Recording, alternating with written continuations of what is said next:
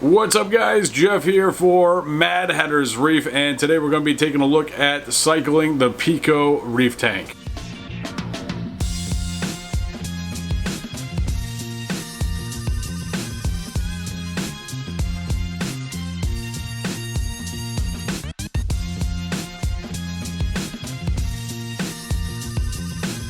Welcome back to another episode of Mad Hatter's Reef. My name's Jeff and this is my YouTube channel. And what we talk about here is reef tank related subjects. So if you love reef tanks like I do, make sure you hit that subscribe button and the bell so you can be notified every time that I upload a new video. Now today we're going to be taking a look at cycling the Pico reef tank, which we have right here. Now you can cycle a reef tank a number of different ways. You can just set it up and leave it alone. You can do phantom feeding where you're adding little bits of food into the tank and just allowing it to go through the natural process. You can also go to the grocery store, buy a raw shrimp and just throw it into the tank. And probably the worst way to cycle a reef tank, you actually could buy a fish that is going to be able to withstand all the nasty stuff that's happening in a cycle and just leave it in there to kind of figure things out. But my preferred way to cycle a reef tank is actually called fishless cycling, and this involves using ammonium chloride and a nitrifying bacteria product such as Dr. Tim's One and Only. And in my opinion, this is probably the most beneficial way to cycle an aquarium because it happens extraordinarily fast, not harming any fish. You're not using any type of food product, so you're not increasing the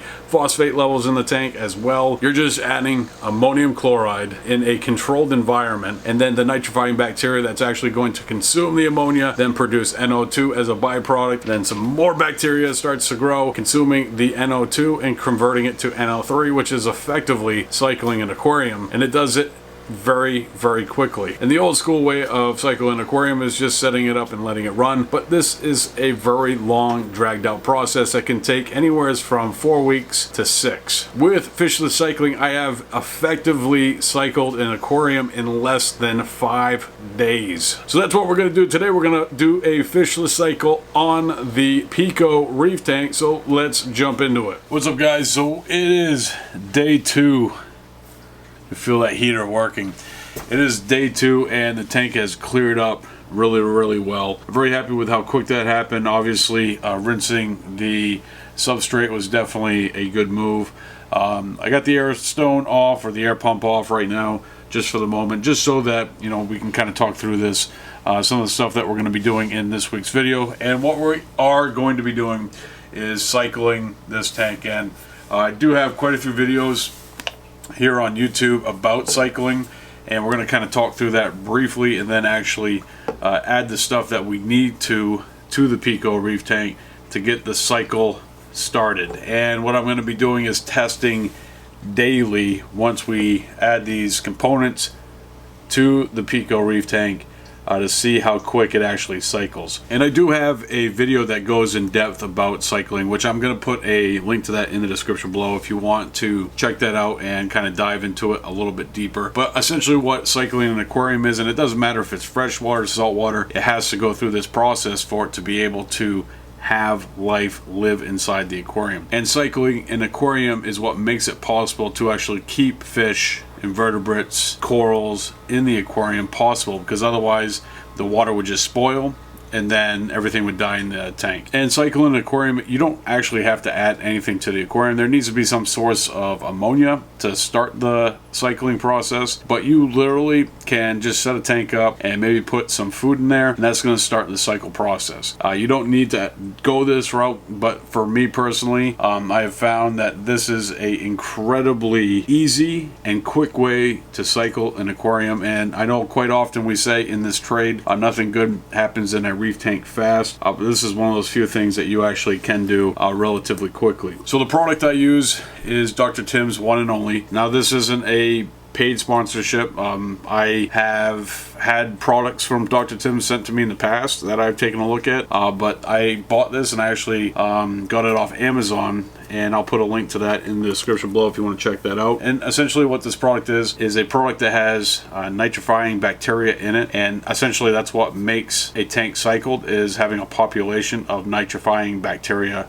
established in an aquarium. And essentially what you're doing with this product is adding those nitrifying bacteria to the aquarium The one important thing is that you have to have some type of food source with it. So this product right here is ammonium chloride. Actually, you're adding, liquid ammonia directly to the aquarium. So you're giving that first set of bacteria that consumes ammonia a food source. Or you can just add some uneaten food and wait for it to go that way.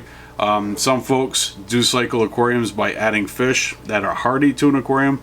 I don't really recommend that because it is going to cause that fish unnecessary stress. And this way it's kind of a fishless cycle and it doesn't really hurt anything and it happens pretty quick. You add the ammonium chloride. This stuff you can get from Dr. Tim's as well. He used to give it when you bought One and Only. I've had quite a few people tell me that this is something that you need to buy now. This is actually the very first bottle that I ever tried, and I've cycled quite a few aquariums and I've barely used any of it at all. So it's going to last an extremely long time and cycle many aquariums for you. As far as the bacteria itself, it does have a best by date on it, so it's important to make sure that you use it prior to it expiring.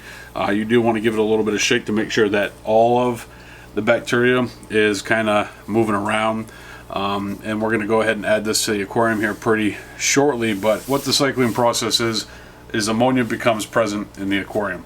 Then a form of nitrifying bacteria starts to grow and consume the ammonia. As a byproduct, it releases NO2 into the aquarium, which ammonia is toxic to life forms. NO2 is toxic to life forms, but then more beneficial bacteria starts to grow. Then more nitrifying bacteria starts to grow and consume the NO2, and then it releases NO3 as a byproduct. NO3 in low amounts is not toxic to fish, corals, and invertebrates. The guidelines for saltwater aquariums is really under 10 parts per million.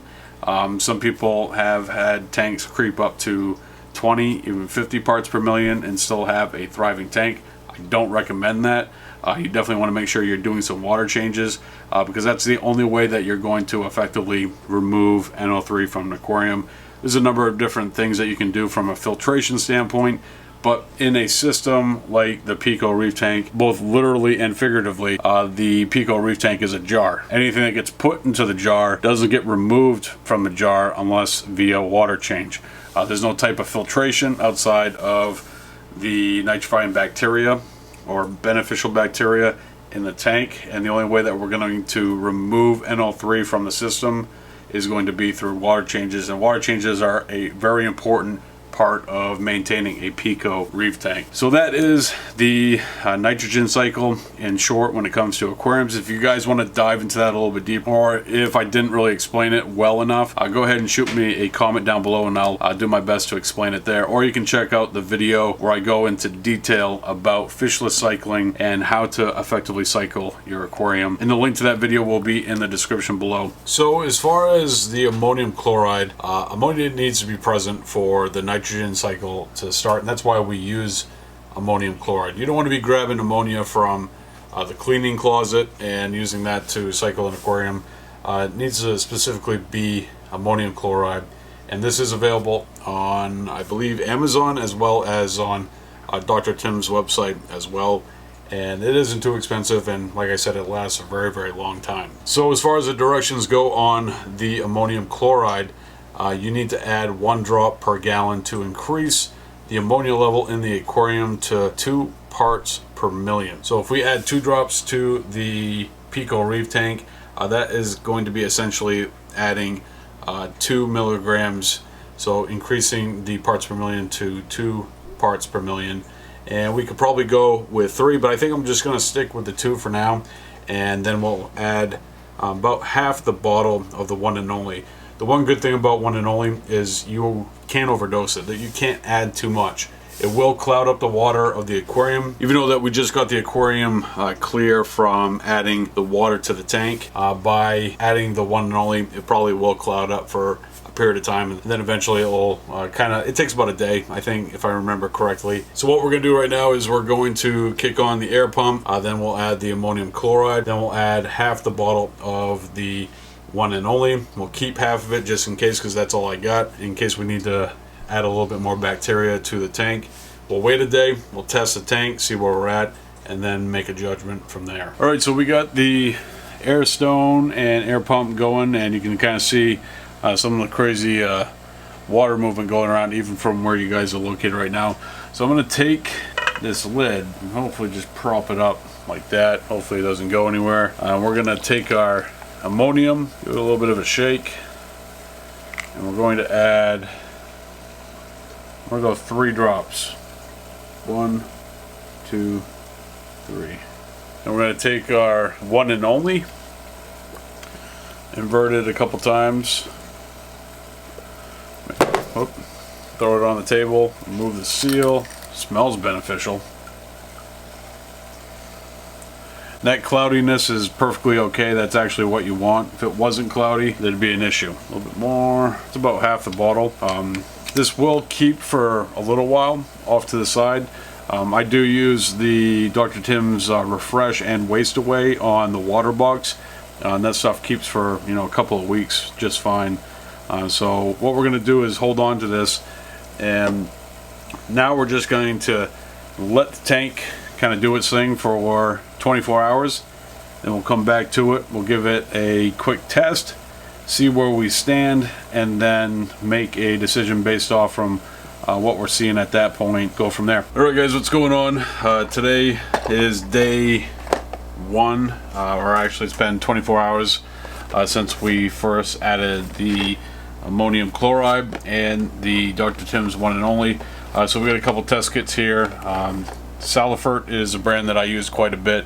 It's probably one of the best tritation test kits available to hobbyists, and that's usually what I go with personally myself. As far as what I have for test kits, I have ammonia, I have NO2, and I got NO3, which is the third and final stage of the nitrogen cycle.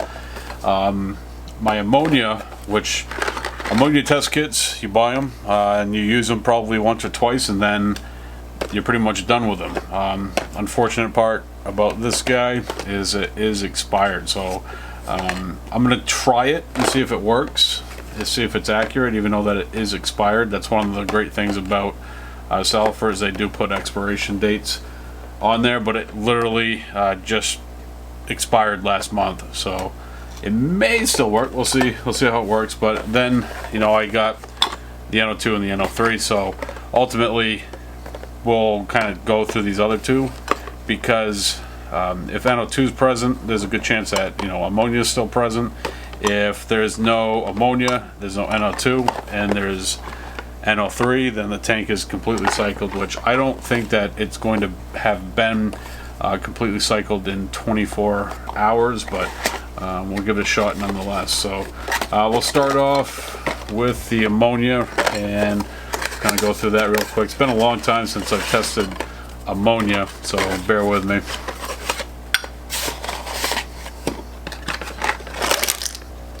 Alright, so I had the ammonia, so I had everything messed up. NH3 comes over here. This is the color chart. Epic! Alright, so the powder spoon there, that's there. That was a little messy.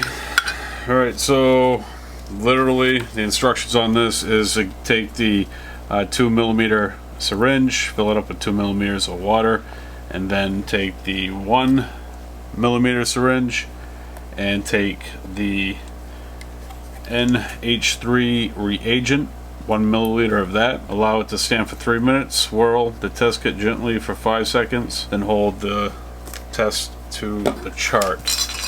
Alright, so we're going to go ahead and get some water here, hopefully potentially dumping. We've added all of it. 1, 2, 3, 4, 5, 6, 7, 8, 9. Set a timer for 3 minutes.